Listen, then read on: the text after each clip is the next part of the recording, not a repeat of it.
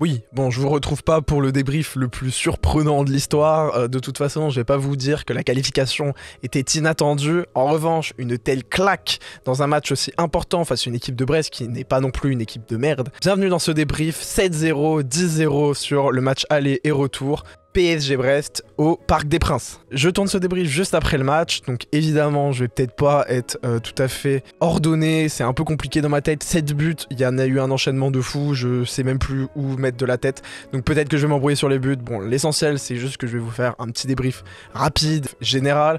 À la toute fin, on tentera un petit peu de voir quelles sont les perspectives d'avenir, mais en tout cas, juste quel pied, franchement. C'est un honneur de voir un PSG jouer aussi bien, c'est pas du tout la première fois que j'en parle. Il y a un moment donné, cette équipe depuis le début de l'année, c'est juste incroyable. Tous les matchs qu'on voit, c'est juste fou. On a des buts de partout, et franchement, on arrive quand même défensivement à pas être si mauvais.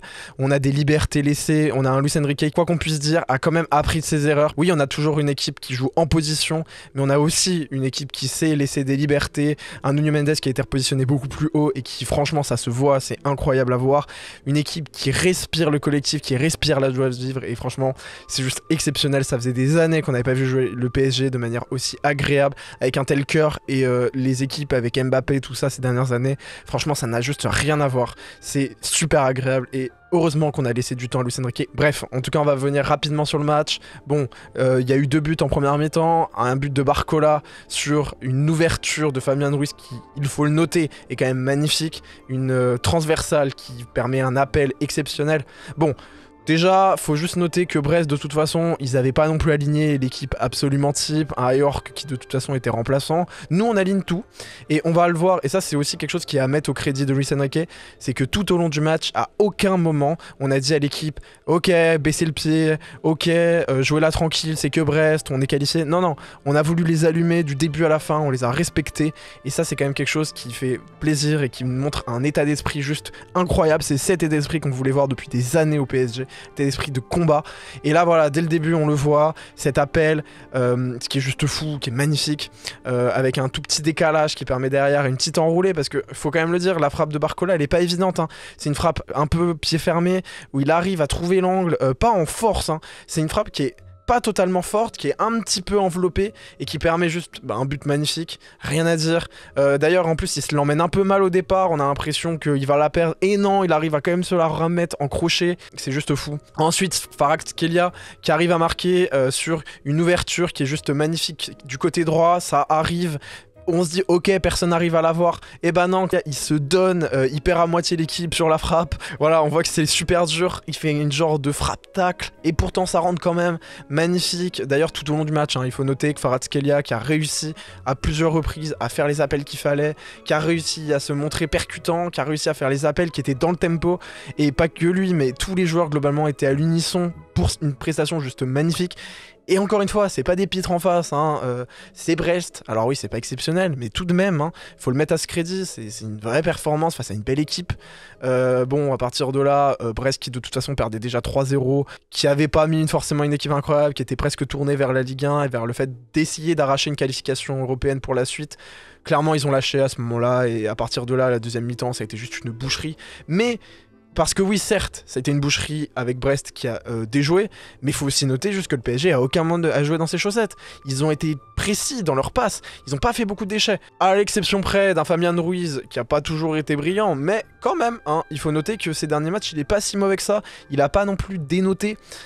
Et surtout Dembélé, qui bon, là Dembélé il fait pas le meilleur match de sa vie, on va pas lui en vouloir, surtout vu les prestations des autres, mais il marque pas, et il est pas toujours dans le bon tempo.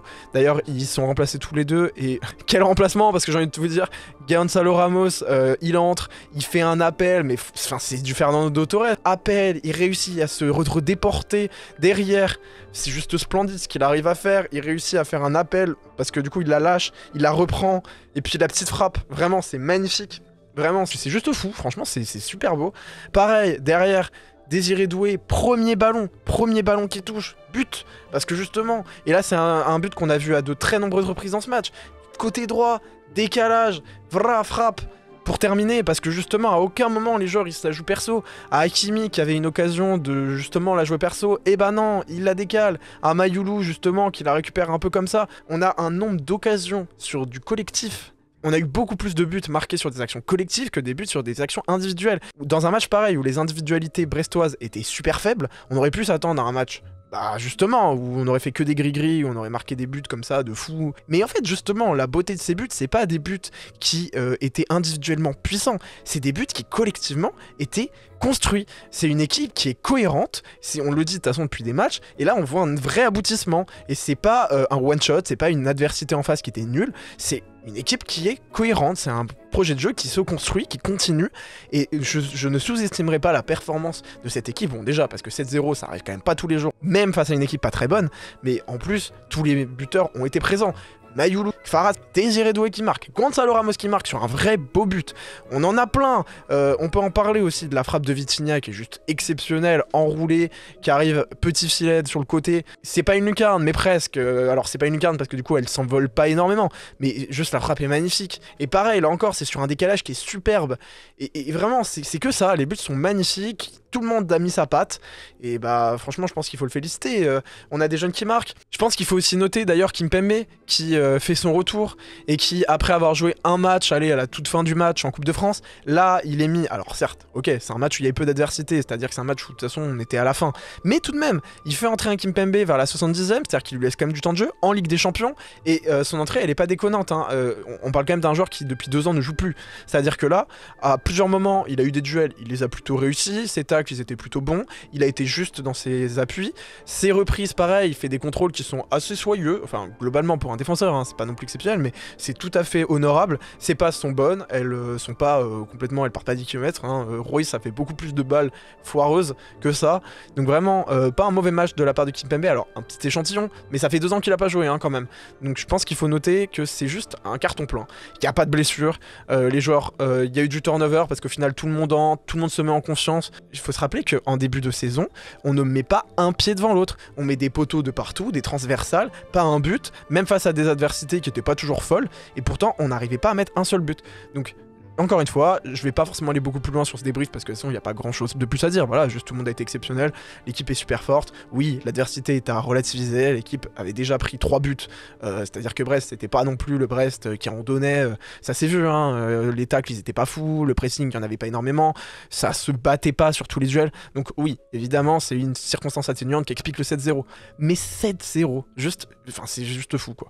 Et Donnarumma aussi, je le note, je vais terminer comme ça, Donnarumma qui a fait quand même des très bons arrêts à plusieurs reprises, il y en a un justement où il arrive à se déporter, genre à la claquer, mais vraiment un tout petit angle où ça rentrait en fait, hein, un moment, et pareil à plusieurs reprises aussi, il la relance très vite à chaque fois, il fait pas perdre de temps à l'équipe, donc vraiment rien à dire. Maintenant on va juste se dire c'est quoi la suite, j'en parlerai plus parce que je vais faire une vidéo au moment du tirage de la Ligue des Champions, mais forcément là on affronte soit Liverpool qui est juste dans la meilleure forme de sa vie, peut-être un des meilleurs Liverpool qu'il y a eu de ces dernières années, un Mohamed Salah en feu, bref j'en ai déjà parlé mais c'est juste exceptionnel, et le Barça qui bon bah là en ce moment ils sont premiers de Liga, ils sont juste super forts, un Pedri en très bonne forme, Yamal toujours puissant, un Lewandowski qui est pas loin d'être soulier d'or, enfin c'est juste, bref c'est un très bon Barça avec des jeunes, avec une équipe cohérente aussi, ce sera pas du gâteau, je pense que le PSG ne part juste pas favori, peu importe l'équipe, je pense quand même qu'on a plus nos chances face au Barça que face à Liverpool, mais voilà, je pense que c'est un bon bilan, ce sera pas facile, faut pas non plus commencer à tirer des plans sur la comète, se dire que ça y est, on va aller en finale, on va gagner avec des champions. Non, pas forcément, mais juste savourons ça. On a une belle équipe, on a une équipe collective qui nous fait rêver, qui nous apporte des émotions, et je pense que c'est juste ça qu'on attend en tant que supporter, en tant que fan de foot. Donc merci au PSG. J'espère que vous avez apprécié cette vidéo, n'hésitez pas à la partager, à liker, à vous abonner pour de futurs contenus sur le PSG, mais aussi sur le sport plus globalement. Il y aura du contenu sur le tennis qui va arriver plus tard. Merci.